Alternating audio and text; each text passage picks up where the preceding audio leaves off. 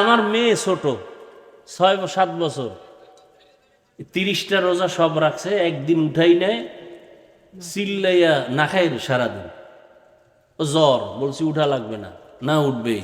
কইছে আমি ওয়াদা করছি আমি 30টা সব রাখবো।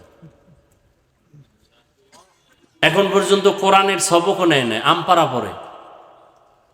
আর আমনে গো সন্তান এক একটা বলদ হয়ে গেছে, বলদ বিয়া কইরা মাইয়া বল হয়ে গেছে, রোজা রাখে না। ওই বুড়া জাহান্নামী কইতে আছে না না না, ছেলের চেহারা নষ্ট হবে। ওই নিমক হারাম বাবাকে জিজ্ঞেস করা দরকার, মোবাইল চালায় যে তোর সন্তানের জিন্দেগি শেষ হলো, চেহারা শেষ হলো, এরকম চেহারা শেষ হয় নাই মোবাইলের কারণে? এবার কোন মেডিসিন দিয়া চেহারা ভালো করবা? রোজা রাখলে চেহারা নষ্ট হয়, এই জন্য রোজা বাদ। মোবাইল দেখলে যে গজব আসে সেটা বাদ দাও না কেন? চেহারার মধ্যে কোনো নূর নাই, কোনো আকর্ষণ নাই, আলো নাই, চুলগুলো ভাল্লুকের মতো, চেহারাটা উল্লেখের মতো, সারা রাত আকাম করে মোবাইলে। চেহারার নূর থাকবে কিভাবে? সারাটা রাত আকাম করে। চোখের জেনা, হাতের জেনা, অন্তরের জেনা, জবানের জেনা চলে সারা রাত মোবাইলের দ্বারা। তোর চেহারায় নূর থাকবে কিভাবে? ওর স্বাস্থ্য ভালো থাকবে কিভাবে? ও বিবাহ করার আগে ওর জিন্দেগি বরবাদ। হাসো কেন? আমি হাসির কথা বলছি। লজ্জা থাকলে কানে দইরা কান্না করা দরকার। লজ্জা শরম নাই তো, এজন্য হাসো। সারা রাত্র গুনাহ করো আবার হাসি আসে। আজকে এত সমাজে অশান্তি কেন? মাদ্রাসা বেশি, মসজিদ বেশি, আলেম বেশি, শান্তি থাকবে, অশান্তি কেন? ওই যে ভোটের আগের রাত্রে টাকা খাইয়া এরপরে হারাম পথে ভোট দিছো, শান্তি আসবে কিভাবে? তাহাজ্জুদ আলাও খাইছে, হাজি সাহেবও খাইছে, কম খায় না, ওই পায়খানা জনমের মতো খাইছে, গোপনে গোপনে খাইছে, আছে না নাই? হুজুর গো ভোট দিলে পচা যাবে, এই জন্য দেওয়া যাবে না। কি আর বলবো? এই বয়ান করলে তো অনেক বক্তাকে বয়ান থেকে নামায় দেওয়া হয়। ইনশাআল্লাহ আমরা ঝুটা পানিতে ফেলবো না। কি পারা যাবে না? ইনশাআল্লাহ। সুন্নত ছাড়া শান্তি নেই, সুন্নতের আমল ছাড়া আমাদের জীবন গড়ার কোনো রাস্তা নাই। রসুলের আদর্শই মানুষের সফলতার আদর্শ। দুইজন দেখা হলে রসুলের আদর্শ, সালাম দাও, কত সুন্দর, কুশল বিনিময় করো। এখন তো মোবাইল আসার কারণে সালাম বন্ধ, হ্যালো আসছে, সালাম নাই, বরকত নাই, মোহাব্বত নাই। সালামে মোহাব্বত বাড়ায়, আর হ্যালো বইলা মিথ্যা বাড়াই দিছে মোবাইলের মাধ্যমে। গুনার ফ্যাক্টরির নাম মোবাইল। আল্লাহ মোবাইলের গুনাহ থেকে আমাদেরকে হেফাজত করেন। তো আল্লাহ পাক বলেন, বান্দা তোমরা এত দুর্বল, দুনিয়ার সব মখলুক তোমাদের গোলাম বানায় দিলাম। তাকাইয়া দেখো একটা গরু সারাদিন কি খায় আপনাদের এলাকায়? কি খায়? ঘাস, খের, কুটা, ভুসি। কিন্তু সকালবেলা যখন আপনি পাত্র নিয়ে যান দুধ নেওয়ার জন্য, দুধ কত পিওর! কি নবীজি বলেন, এই গাভীর দুধ তোমরা বেশি বেশি পান করো, কারণ দুধের মধ্যে অনেক লাভ আছে, অনেক ভিটামিন আছে, স্বাস্থ্যের জন্য 10টা ঔষধ আছে দুধের মধ্যে। কয়টা? তার মানে ডায়রিয়ার রোগীরে খাওয়াও। হ্যাঁ, ভালো করে বুঝেন। গাভীর দুধ এত পিওর, খায় ঘাস। আগামীকাল যদি আপনি একটা গাভীর দুধ দেয় কয় কেজি ভাই? কথা বলেন না কেন? আবার ওই যে বিদেশি 20 কেজি, 40 কেজি, 1 মণ আছে না নাই? আগামীকালকে দুধ কিন্তু আমগো দেশি গরুতে যেই ওলান থেকে দুধ দেয়, বিদেশি গরু কি অন্য জায়গার থেকে দুধ দেয়? একই জায়গা, ওর বোটা 4টা। কয়টা?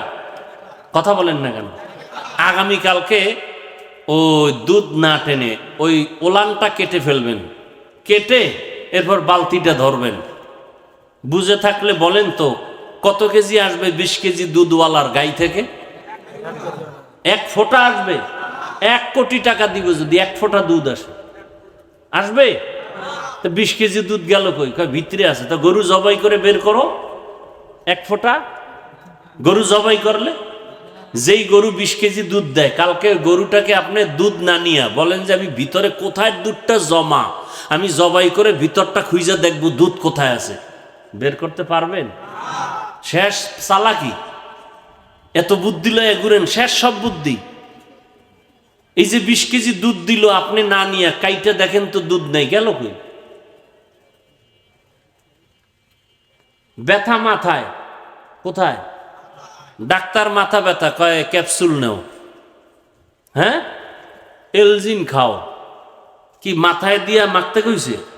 কি কইছে? খাইলে ট্যাবলেট কই যায়? তালুতে? কোথায়? পেটে গেলে মাথা ঠিক হয় কেমনে? ঔষধ গেছে ফ্যাটের ভিতরে, মাথা ব্যথা ভালো। ঔষধ গেছে পেটের মধ্যে, ঘাড় ব্যথা ভালো। ঔষধ পেটের ভিতরে, চোখ ব্যথা ভালো। কথা বুঝেননি কিছু? আমার আল্লাহকে চিনেন না তো, যে কারণে আপনার কাছে আল্লাহর হুকুম নামাজ কষ্ট, আর আমাদের কাছে টুপি না দেওয়া কষ্ট, আপনার কাছে টুপি দেওয়া কষ্ট, কারণ আল্লাহকে চিনেন না। কি যেই যুবক কোনো মেয়েকে ভালোবাসে, এরকম যুবক এ দুনিয়ায় নাই, নাই।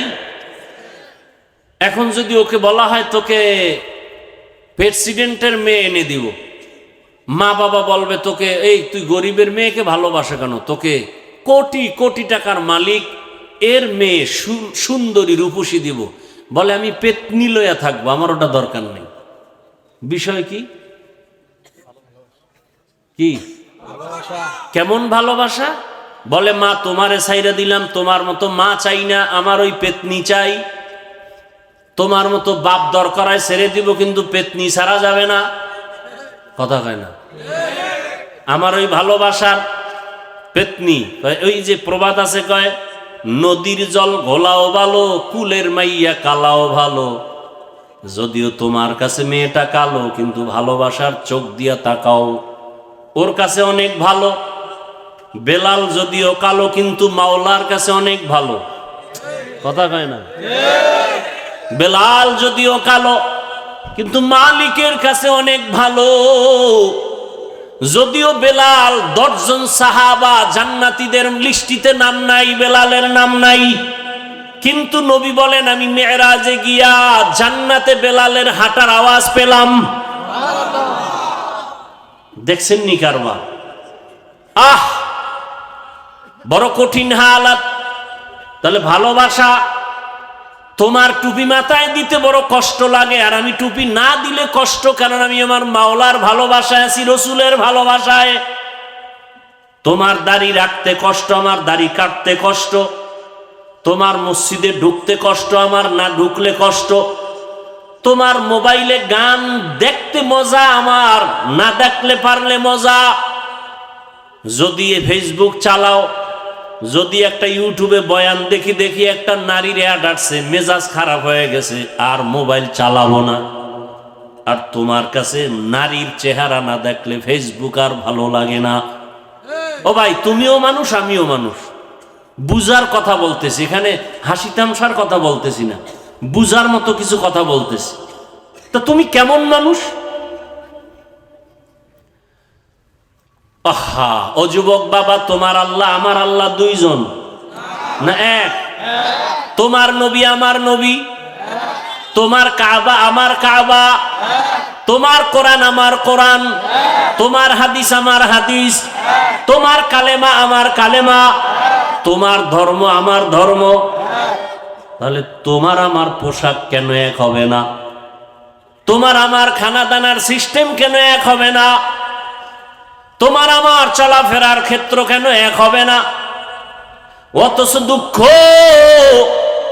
তোমাকে টুপির জন্য আলাদা বয়ান দেওয়া লাগে, নামাজের জন্য আলাদা বয়ান দিতে হয়, এরপরও তুমি নামাজ পড়তে চাও না। তো চাওই না, উল্টা আমগো কি কও, নামাজ না পড়লেও হুজুর গো থেকে ভালো আছি। এরকম বেয়াদব নাই? বলে নামাজ না পড়লে আমরা হুজুরদের থেকে ভালো, বড় কঠিন হালাত। বলে নামাজ না পড়লে আমগো ইমান তাজা। তোর তো ইমানই নাই, আবার তাজা কই? একজনের রোজা রাখে না, কয় ভাই রোজা রাখো, কয় একটাও ভাঙি না। রোজা রাখেই না, ভাঙবে কি? রাখলে না ভাঙবে। আহা, অহংকার না? 6 বছর থেকে রোজা রাখা শুরু করছি, বাবাই শিখাইছে।